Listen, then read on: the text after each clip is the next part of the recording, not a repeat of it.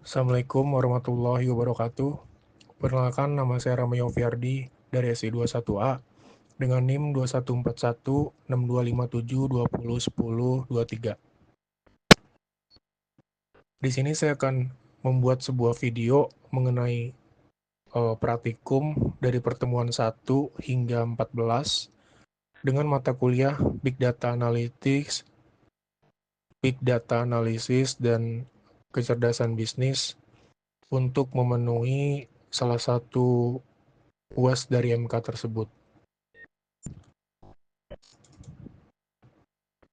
Di pertemuan pertama mengenai praktikum Big Data Analysis, itu terdapat beberapa tujuan dari diadakan praktikum tersebut. Yang pertama itu mampu mempraktekkan penggunaan Python, editor, sintak, struktur variabel dan struktur data, dan control statement function. Yang kedua itu mampu mengenal dan menggunakan software yang didukung oleh Python. Praktik yang pertama itu membuat variabel dan melakukan pemanggilan dari variabel itu sendiri. Di sini ada contoh print hello world, yang kemudian ada X sama dengan 12, print nilai A sama dengan X. Hello world di sini merupakan mencetak kalimat hello world dengan mengetik print. Jadi fungsi dari print itu untuk menampilkan kata hello world, yang kemudian dilanjutkan dengan membuat variabel X yang memiliki value 12. Untuk menampilkan nilai dari variabel X tersebut, kita dapat menuliskan print nilai A sama dengan X. Jadi nilai A sama dengan 12 ini didapat dari X sama dengan 12. Kemudian menjalankan beberapa perintah. Yang pertama di sini ada penggunaan print dan variabel. Print belajar Python untuk Big Data Analytics. A sama dengan 12, B sama dengan 4, C sama dengan A plus B. Print C. Variabel A bernilai 12 dan variabel B bernilai 4. Kemudian untuk variabel C sendiri, kita dapat menambahkan value dari A yang sama dengan 12 dan B sama dengan 4 dengan menuliskan A plus B. Terakhir, kita tampilkan hasil dengan mencetak hasil pertambahan dengan menulis print C. Jadi nanti output dari A plus B ini hasil dari pertambahan 12 ditambah 4. Kemudian print penggabungan string dan variabel dengan tanda koma. Di sini kita bisa menampilkan value dari sebuah variabel bersama dengan string baru, string tanpa assign ke variabel. Formatnya print variabel, koma, kutip atas, string, tutup kurung. Kemudian ada print penggabungan penggunaan simbol %d atau bisa disebut dengan integer, %f, float, kemudian nf, n sebagai n, angka di belakang koma, %s atau string. Di sini ada contoh print nilai A sama dengan integer, B sama dengan integer, sedangkan C sama dengan integer. Hasilnya dari A, B, C, tutup kurung.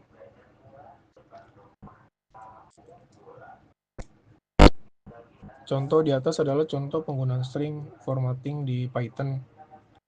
%d berguna untuk menampilkan integer milik variabel yang sudah dideklarasikan sebelumnya, secara urut dari A ke B ke C. Lalu kita deklarasikan variabel baru untuk menampung value string, yaitu sama dengan value Budi dan teman untuk value Anto. Kedua variabel tersebut kita munculkan kembali dengan string formatting S. Kemudian ada operator aritmatika. Di sini ada beberapa contoh perintah print dalam kurung 21 plus 22, print dalam kurung 34 dikurang 14, print dalam kurung 2 dikali 3, dan sebagainya. Output dari perintah tersebut itu menghasilkan dari hasil dari aritmatika tersebut. 21 plus 22 itu sama dengan 43. Nah, dari kode-kode di atas berguna untuk menuliskan berbagai operasi aritmatika. Operator yang kita gunakan untuk menghitung operasi matematika mulai dari penjumlahan, pengurangan, perkalian, perpangkatan, dan lain sebagainya yang dapat diprogram di dalam Python. Kemudian contoh penggunaan multiline statement. Print hi, how are you? Kemudian print my name is Audrey. Ini sebagai kalimat contoh. Multiline statement digunakan jika kita tidak ingin sebuah baris di Python menjadi terlalu panjang. Multiline statement sendiri dapat menjadikan kode lebih readable dan rapi. Contoh penerapannya adalah seperti kode di atas, yaitu dengan simbol garis miring. Pertama kita gunakan untuk baris kode string, dan yang kedua untuk assign ke variabel dengan nilai integer. Kemudian di sini ada contoh latihan menghitung luas persegi panjang. Def luas persegi panjang P, L tutup kurung. P di sini sebagai panjang, L di sini sebagai lebar. Kemudian X sama dengan panjang kali lebar, return P integer input, masukkan nilai panjang, L integer input, masukkan nilai lebar. Maka print luas persegi panjang hasil dari panjang kali lebar tersebut. Fungsi def di sini sebagai keyword yang digunakan untuk menyatakan suatu fungsi. Fungsi tersebut kita beri nama luas persegi panjang yang menampung parameter P sebagai panjang dan L sebagai lebar. Kemudian dari kedua parameter tersebut, kita assign ke variabel X dengan rumus luas persegi panjang, panjang kali lebar, kemudian value kita return. Selanjutnya kita buat baris kode untuk melakukan input panjang dan input lebar dengan baris kode tersebut. Kemudian menghitung luas segitiga. Sebenarnya sama aja metodenya dengan penghitungan luas persegi panjang di atas, hanya saja di sini menggunakan perhitungan luas segitiga. Jadi tinggal kita sesuaikan saja dengan kebutuhan. Tetap di sini kita menggunakan def sebagai keyword yang digunakan untuk menyatakan suatu fungsi yang kita beri nama luas segitiga yang menampung parameter A, alas, dan T tinggi sebagai rumus untuk menghitung luas segitiga tersebut. Kemudian dari parameter tersebut kita assign ke variabel X dengan rumus luas segitiga 0,5 dikali A dikali T. Kemudian value-nya kita return.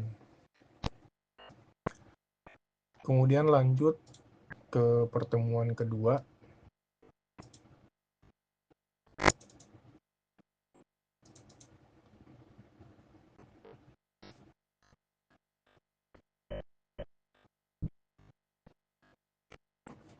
Pada praktikum yang kedua ini mampu memahami dan mempraktekkan input, output menggunakan Python, mampu mengenal dan menggunakan software yang didukung oleh Python. Yang kedua, mampu memahami dan menggunakan tipe data dan variabel dalam Python. Praktik pada pertemuan kedua ini menggunakan fungsi input dalam buka kurung, tutup kurung. Di sini ada contoh penginputan biodata diri. Ada nama, umur, jurusan, IPK.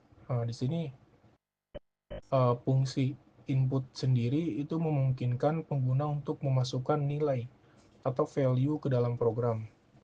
Program di atas, user bisa melakukan input data nama, memasukkan value nama, umur, memasukkan value umur, jurusan, memasukkan value jurusan, dan sebagainya.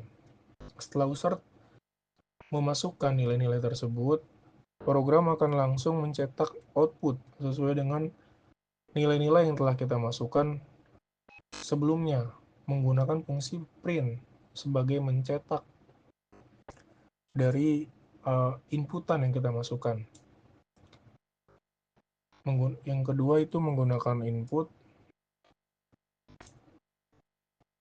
Contoh program di atas masih sama dengan program nomor 1, di mana kita awali dengan mendeklarasikan variabel A yang nanti akan menginput nilai pertama dengan tipe data integer, yaitu dengan baris kode A sama dengan integer input nilai pertama, lalu diikuti dengan deklarasi variabel B untuk input nilai kedua yang ditulis dengan baris kode B.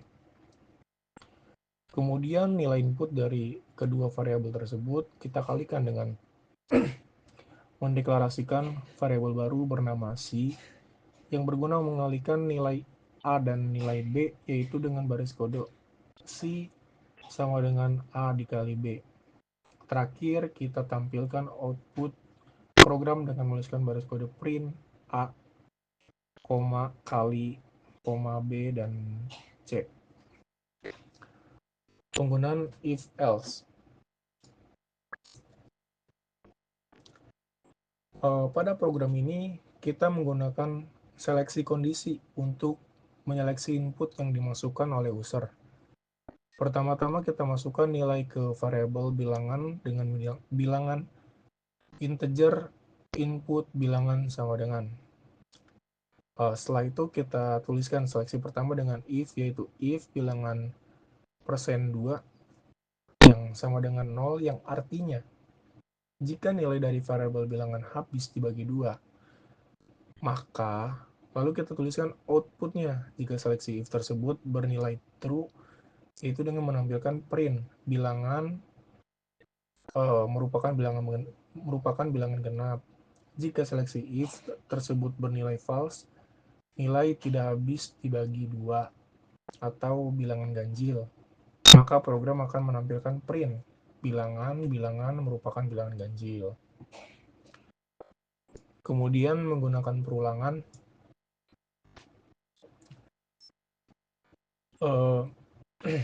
pertama kita masukkan nilai berupa string ke dalam variabel teks, lalu mendeklarasikan kedua variabel tersebut dengan nilai 0, supaya saat perhitungan nilai dimulai dari 0 bernama jumlah huruf kapital sama dengan 0 dan jumlah huruf kecil sama dengan 0. Lalu kita mulai perulangan dengan menuliskan for j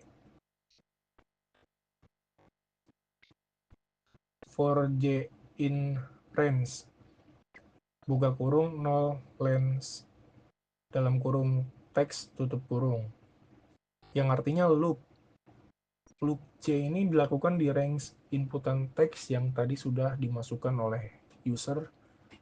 Kemudian di dalamnya kita tulis char sama dengan teks J yang fungsinya sebagai pengambil value J untuk diproses di seleksi kondisi. Seleksi pertama kita gunakan if, yaitu if char i super dalam kurung. Fungsi super sendiri itu berguna untuk mengambil data huruf kapital, yang artinya jika nilai char adalah huruf kapital, maka kemudian dilanjutkan dengan menambahkan perhitungan sebesar 1 ke dalam variabel jumlah huruf kapital tersebut dengan baris kode jumlah huruf kapital sama dengan jumlah huruf kapital plus 1. Seleksi yang kedua adalah elif char titik is lower dalam kurung. Nah, fungsinya sendiri di sini berguna untuk mengambil data huruf kecil, yang artinya jika nilai char adalah huruf kecil, maka kemudian dilanjutkan dengan menambahkan perhitungan sebesar 1 ke dalam variabel jumlah huruf kecil, yaitu dengan baris kode jumlah huruf kecil sama dengan jumlah huruf kecil 1. Nah, yang terakhir kita tampilkan output dengan menuliskan print dalam kurung jumlah huruf kapital sama dengan huruf kapital, dan print jumlah huruf kecil sama dengan jumlah huruf kecil.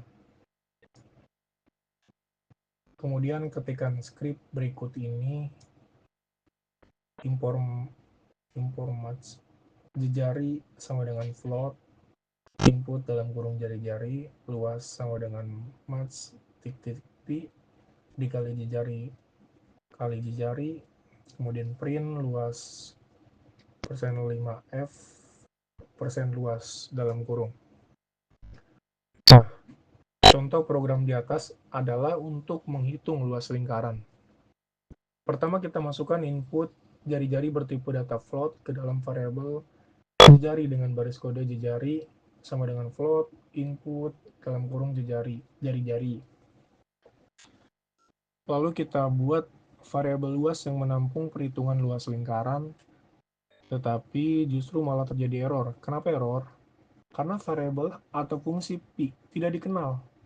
Untuk menggunakan fungsi matematika seperti pi, itu perlu dilakukan import library match sebelum pi tersebut dipanggil. Modifikasilah program nomor 5 dengan mengimport library match.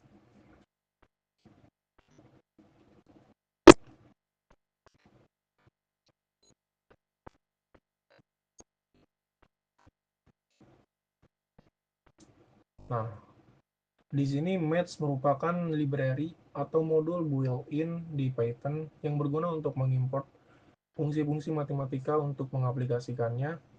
Kita tulis import match, dan setelah itu kita integrasikan dengan modul match, yaitu dengan menuliskan match.v titik p.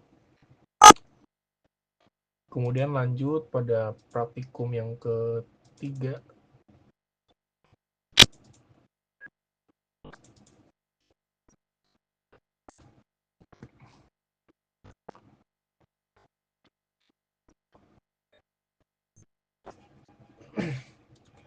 Nah, untuk praktikum yang ketiga di sini, mahasiswa dituntut untuk mampu menampilkan data menggunakan beberapa library di Python. Praktiknya sendiri menggunakan fungsi membuat plotting data pada sumbu ordinat. Kemudian membuat garis koordinat untuk plotting data menggunakan perintah di bawah ini.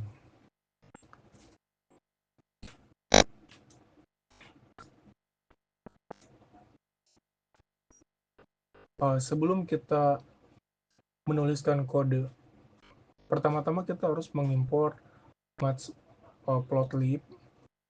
Matplotlib sendiri itu adalah library yang paling sering digunakan oleh para data science karena dapat digunakan untuk memvisualisasikan data, misalkan dalam bentuk grafis, dalam bentuk 2D atau 3D pada kode di atas.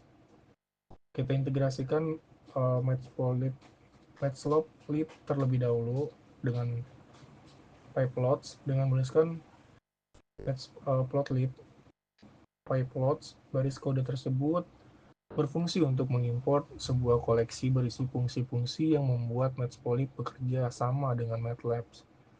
Setiap fungsi pada Python sendiri, pyplots, membuat perubahan pada setiap figur, misalkan membuat figur, membuat area plotting di dalam sebuah figur, menambahkan garis pada area plotting, mendekorasikan plot dengan label, dan lain-lain.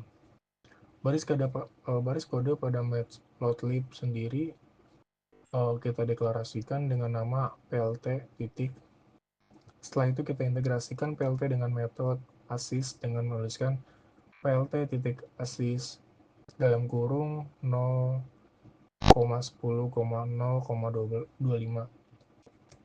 Kegunaan dari metode assist tersebut adalah untuk mengatur limit x dan y dengan melemparkan list yang memiliki struktur spesifik seperti xmin, xmax, ymin, atau ymax.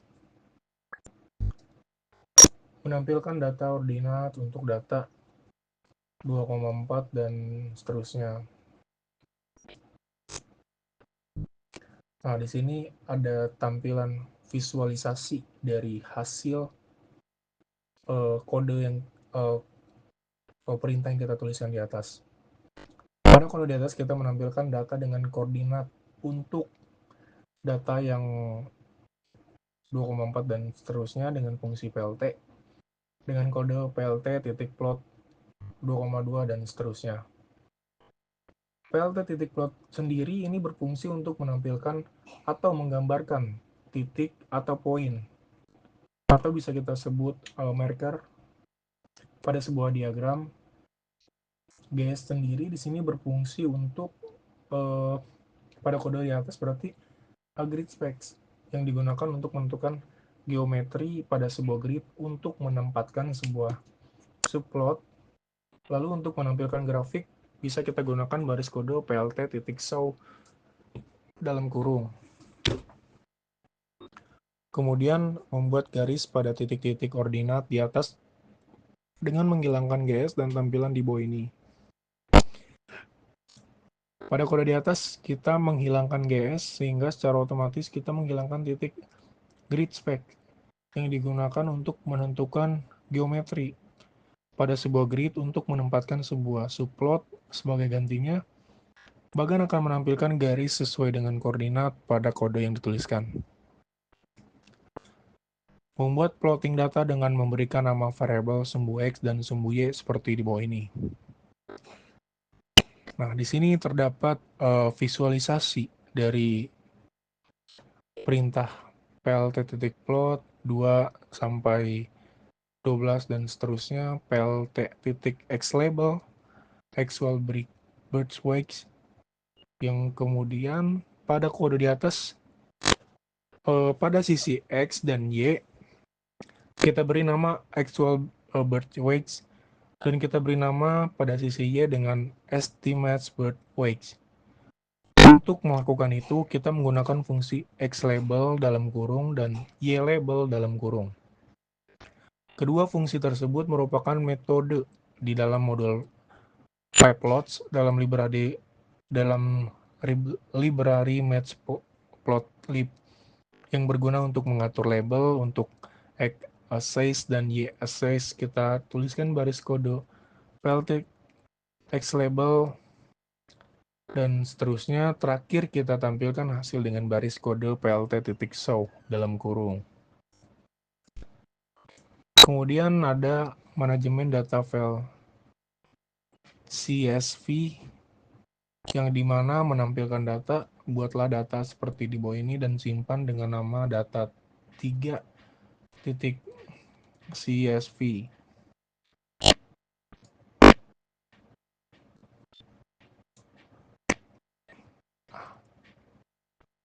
Import numpy as np, import pandas as pd.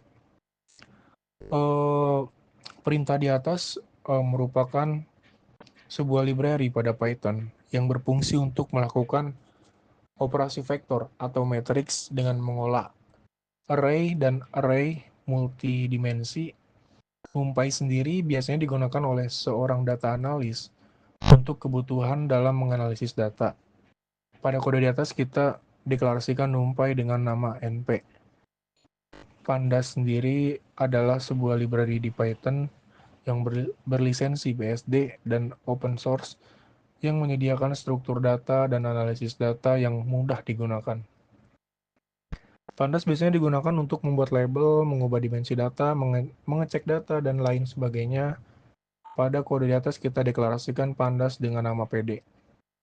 Matplotlib adalah library yang paling sering digunakan oleh para data science yang dapat digunakan untuk memvisualisasikan data dalam bentuk 3D atau 2D.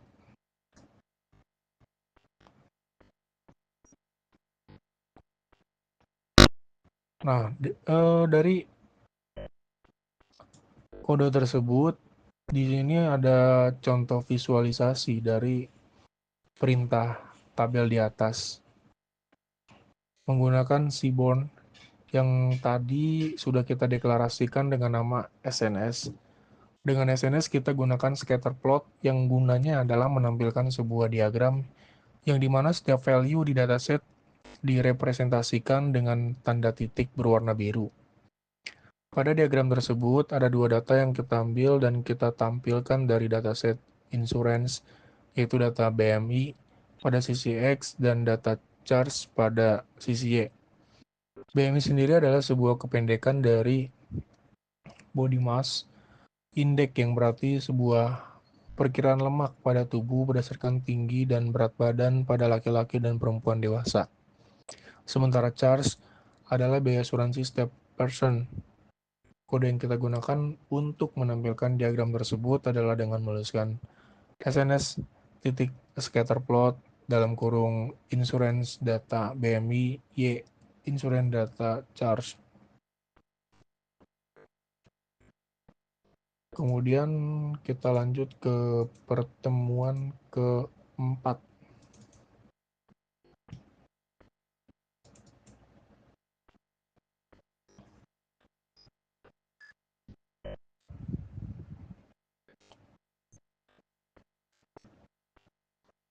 Nah, dari pertemuan keempat, mahasiswa diminta mampu melakukan scrolling atau scraping data menggunakan Twitter Scraper. Tugas yang pertama di sini adalah lakukan scrolling data untuk keyword minyak goreng langka hanya untuk bulan Februari 2022.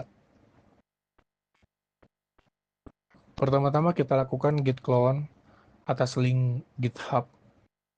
Git clone adalah sebuah perintah yang digunakan untuk membuat salinan repositori lokal. Lalu kita masukkan ke directory twin dengan perintah cd twins. Kemudian kita lakukan penginstalan dengan perintah tanda seru pip3 install titik minus r requirement x txt untuk menentukan package Python yang diperlukan untuk menjalankan project.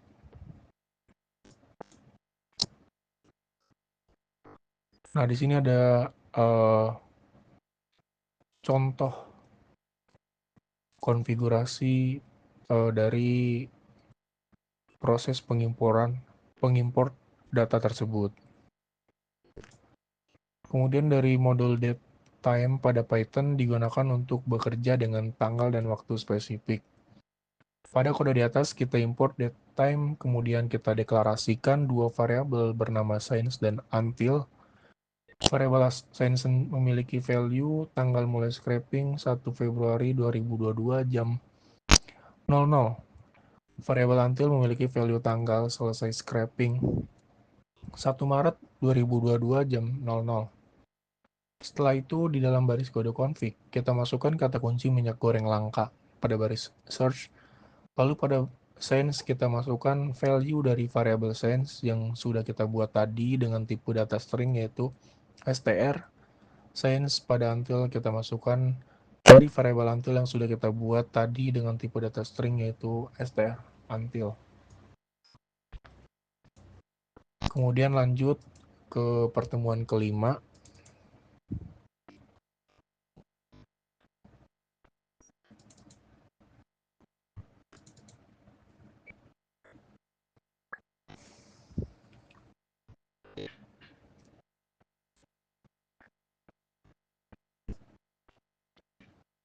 Di pertemuan kelima ini kita melakukan web scraping menggunakan Jupyter Notebook. Ketikkan script berikut. Jadi dari contoh script di atas, fungsi dari titik teks adalah menghilangkan bagian lain selain teks yang ada di file HTML tersebut, sehingga hanya menyisakan teks dan bagian kosong yang terletak pada sebelum dan setelah file teks. Fungsi dari strip dalam kurung adalah memotong atau menghilangkan bagian kosong tersebut, sehingga yang tersisa hanyalah teks tanpa bagian kosong. Kemudian buatlah file baru dan kopikan script program di atas, kemudian modifikasikanlah seperti di bawah ini. Di sini print dalam kurung soap titik h1 menampilkan tag H1 beserta teks di dalamnya. Kemudian print shop titik H1 titik teks menampilkan hanya teks di dalam H1 tanpa H1.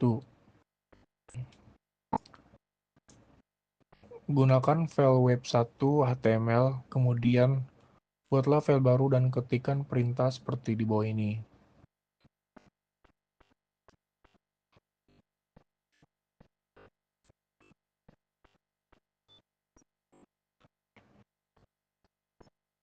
Dari perintah di atas, find dalam kurung itu untuk menemukan atau mencari dan mengambil hanya data yang ditargetkan saja. Kalau untuk find all dalam kurung itu untuk menemukan dan mengambil seluruh data.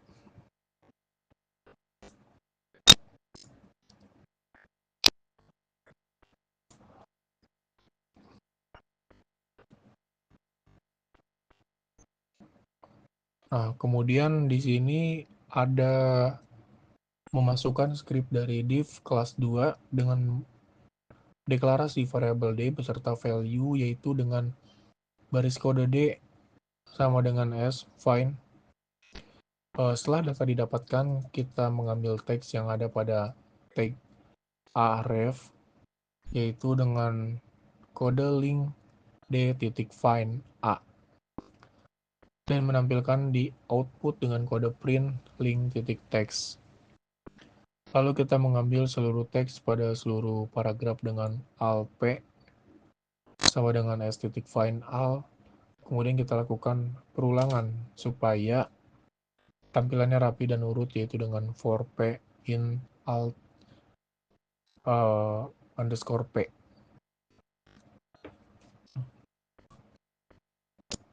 Kemudian di sini adalah bukalah alamat web detik.com, inspect elemen pada bagian terpopuler. Klik kanan pada halaman tersebut, kemudian view source.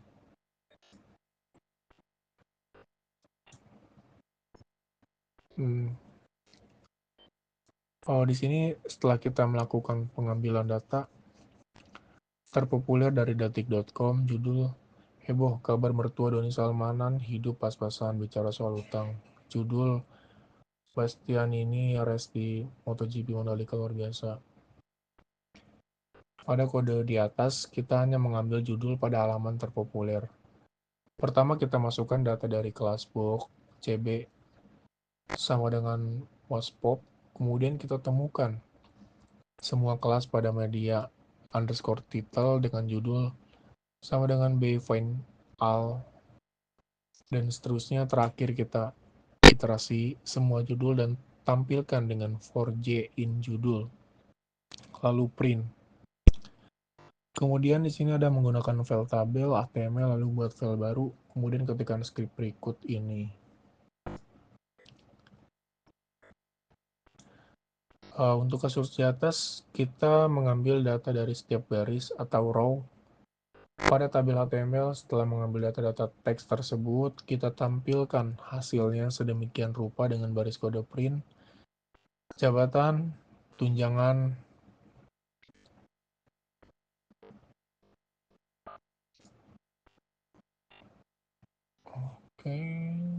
kemudian kita lanjut pada pertemuan ke-6.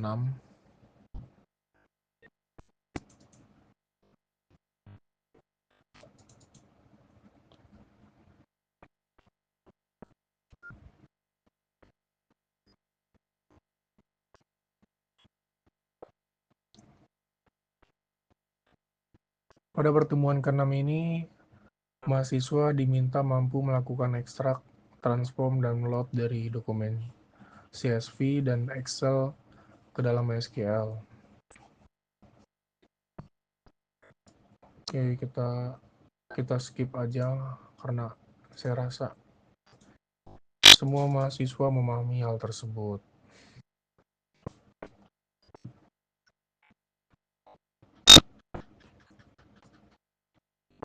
Di sini langkah-langkah berikutnya membaca file pegawai untuk mesin kode-kode yang pernah mesin bisa lakukan melalui 4 tahap.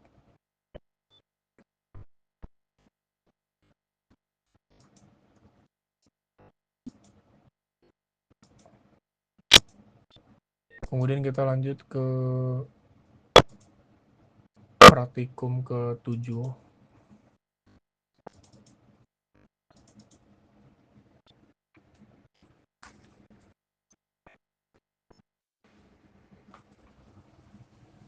Pada praktikum ke-7 ini, mahasiswa diminta mampu memahami dan mengimplementasikan beberapa teknik data pre-processing, yaitu scaffolding, filtering, dan tokenizing, steaming.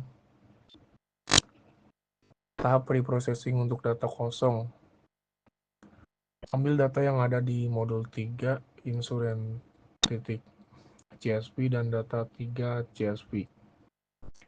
Tampilkan 20 data insurance.csv dan semua data CSV.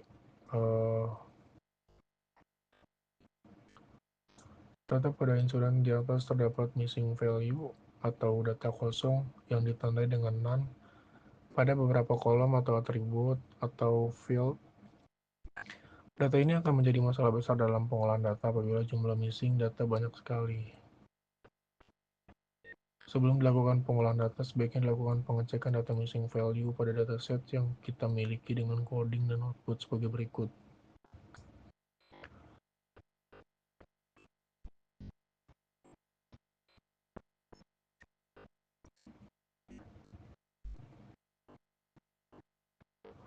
Kemudian setelah kita mendapatkan data yang sesuai dengan standar yang kita mau, kemudian kita implementasikan scaffolding, filtering, tokenize, dan steaming dengan mengetikkan perintah seperti berikut. Nah, ini contoh perintah untuk kodenya. Nah, untuk scaffolding sendiri, itu mengkonvensi seluruh teks dalam dokumen menjadi suatu bentuk standar. Biasanya huruf kecil atau lowercase. Kalau filtering sendiri itu mengambil kata-kata penting dari hasil token, bisa menggunakan algoritma stop list, membuat kata kurang penting, atau word list, menyimpan kata penting. Kalau untuk steaming, memperkecil jumlah indeks yang berbeda dari suatu dokumen dan juga untuk melakukan pengelompokan kata-kata lain yang memiliki kata dasar dan arti yang serupa namun memiliki bentuk atau form yang berbeda karena mendapatkan imbuhan yang berbeda. Tokenizing atau tahap pemotongan string input berdasarkan tiap kata yang menyusunnya. Tokenisasi secara garis besar memecah sekumpulan karakter dalam suatu teks ke dalam satuan kata.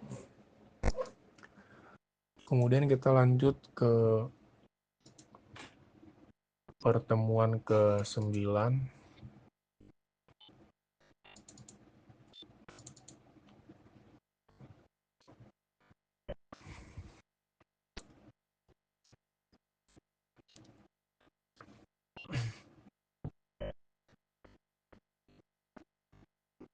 Di pertemuan 9 ini kita melakukan praktik mengenai deskriptif statistik. Membaca data CSV, ambil file yang ada. Kemudian kita melakukan manipulasi data, melihat jumlah data dan banyak kolom atau atribut. Kemudian menampilkan jumlah data dan banyak kolom atau atribut. Menampilkan nama-nama variabel atau kolom. Kemudian kita menghitung ukuran pusat, menghitung rata-rata untuk satu variabel dengan perintah data dalam kurung fig titik mens dalam kurung. Menghitung rata-rata untuk data tertentu terhadap suatu variabel. Misal kita akan dihitung nilai rata variabel fig khusus untuk data pasien perempuan.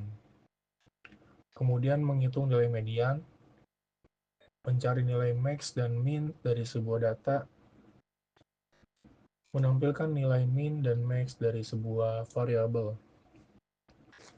menentukan ukuran sebaran data, menghitung nilai deviasi standar sebuah variabel dari dataset, kemudian melakukan edit coding pada praktek pertama, memanggil dataset dengan menggunakan data frame.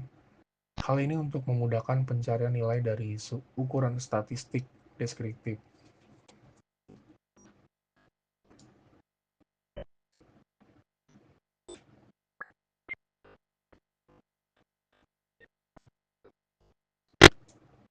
Untuk menjumpai hal ini, maka data none dapat digantikan atau diestimasi dengan nilai min agar bisa dihitung nilai depth standarnya. Apabila nilai none telah diganti oleh min, maka hasil nilai deviasi standar dari height akan muncul sebagai berikut. Kemudian kita lanjut ke pertemuan 10.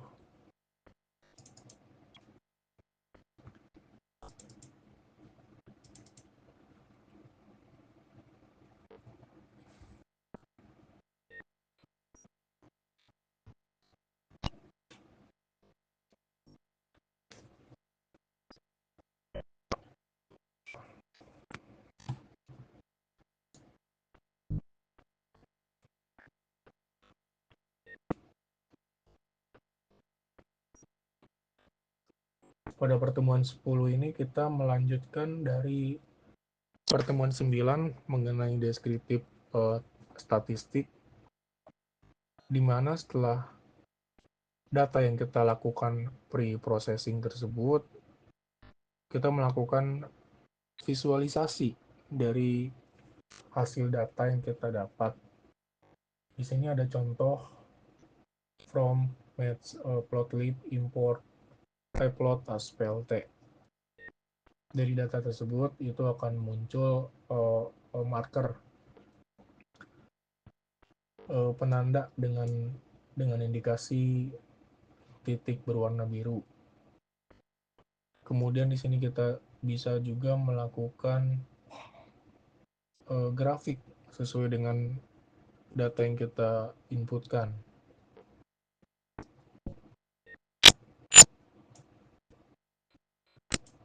Kemudian kita lanjut pada pertemuan ke-11.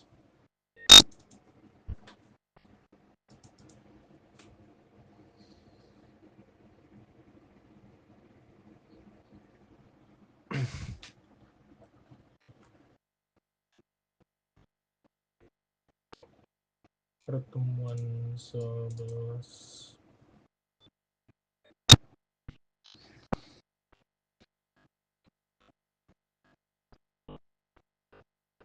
Di pertemuan 11 ini kita akan melakukan clustering, mampu memahami dan mengimplementasikan metode dan teknik clustering menggunakan Python.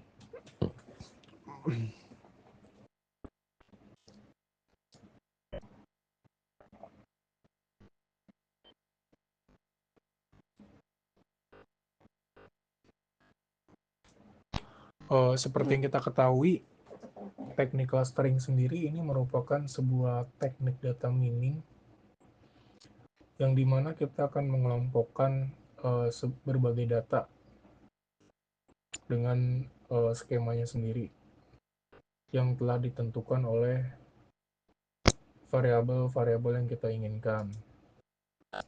Kemudian kita lanjut pada pertemuan ke-12.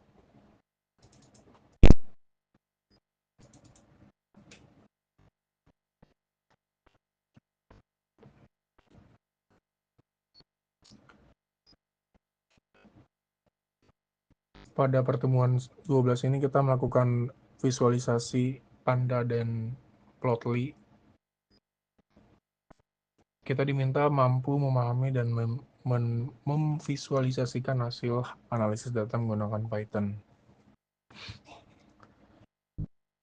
Di sini ada contoh, bukalah data iris CSV. Akan kita lakukan visualisasi untuk dua variabel dan dataset iris CSV. Kemudian ketika perintah di bawah ini tuliskan dalam satu sel, Baris-baris kode di atas merupakan perbandingan antara beberapa klasifikasi CFM linear pada proyeksi 2D dari dataset Iris. Pada klasifikasi ini kita hanya mengambil dua kolom saja, yaitu sepal length dan sepal width. Kode di atas menunjukkan cara untuk melakukan plot pada decision surface untuk 4 CFM classifier dengan kernel-kernel. Kedua model linear memiliki decision boundaries linear, intercepting hyperplanes. Sedangkan model kernel non-linear, polinomial, dan Gaussian RBF memiliki decision boundaries non-linear yang lebih fleksibel dengan bentuk bergantung pada jenis kernel dan parameternya. Untuk penulisan kode di atas, kita awali dengan mengimport beberapa library yang dibutuhkan seperti NumPy, Matplotlib, Pplot, dan sklearn, yang sekaligus mengimport SPM dan dataset. Lalu dilanjutkan dengan mengimport data dengan kode iris, dataset .load underscore iris dalam kurung. Pada tahap selanjutnya adalah dengan membuat instance SPM dan sekaligus menyesuaikan data. Di tahap ini kita tidak menskalakan data karena kita akan memplot support vektor. Kita set dulu parameternya sebesar 1.0, kemudian kita set beberapa model SPM sebagai berikut. Nah, ini ada contoh perintah dari tahap membuat instance SPM dan sekaligus menyesuaikan datanya. Kemudian kita lanjut pada pertemuan ke-13.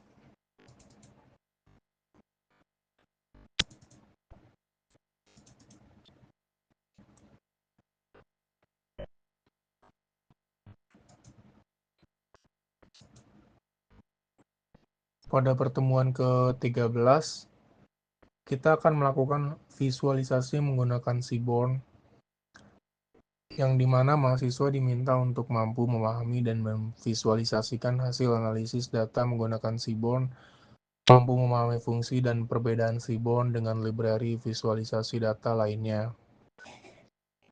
Yang pertama kita akan melakukan import libraries yang diperlukan. Kita bisa melihat perintah dari proses melakukan import library tersebut. Kemudian kita gunakan data brain size CSV yang pernah kita buat pada modul-modul sebelumnya. Yang pertama kita lakukan adalah mendeklarasikan variabel df untuk mewakili data frame. Kemudian di dalamnya kita gunakan fungsi pandas untuk membaca dataset, yaitu dengan pd.read underscore CSV, lalu tampilkan 5 data teratas dari dataset brain size CSV dengan menggunakan kode df.hit.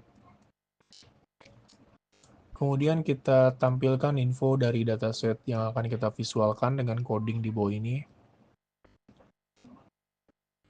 Metode info dalam kurung, perintah tersebut berfungsi untuk mencetak informasi tentang data yang ada di dalam data frame.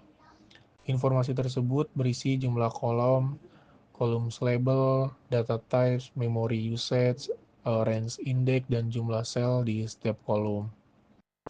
Kita akan tampilkan dua variabel fig dan MRI count dari dataset df dengan modul scatterplot dari paket Seaborn.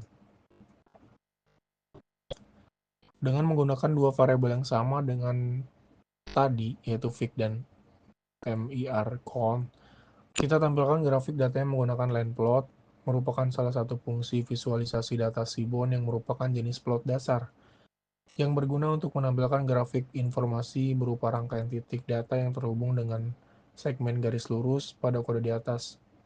Kita membuat line plot dengan menggunakan metode SNS line plot dan memberikan argumen berupa data yang digunakan sebagai sumbu X dan Y, yaitu fig untuk sumbu X dan MRI count untuk sumbu Y. Kemudian kita lanjut ke pertemuan terakhir, yaitu pertemuan ke-14.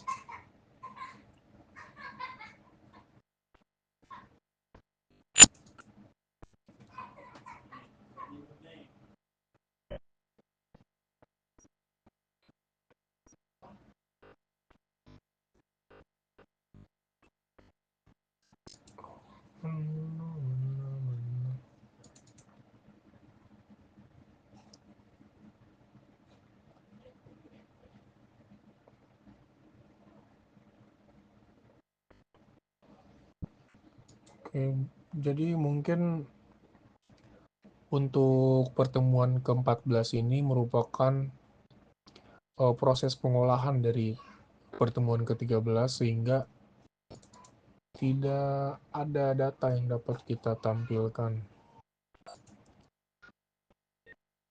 Mungkin sekian dari penjelasan mengenai praktikum Big Data Analysis dan kecerdasan bisnis.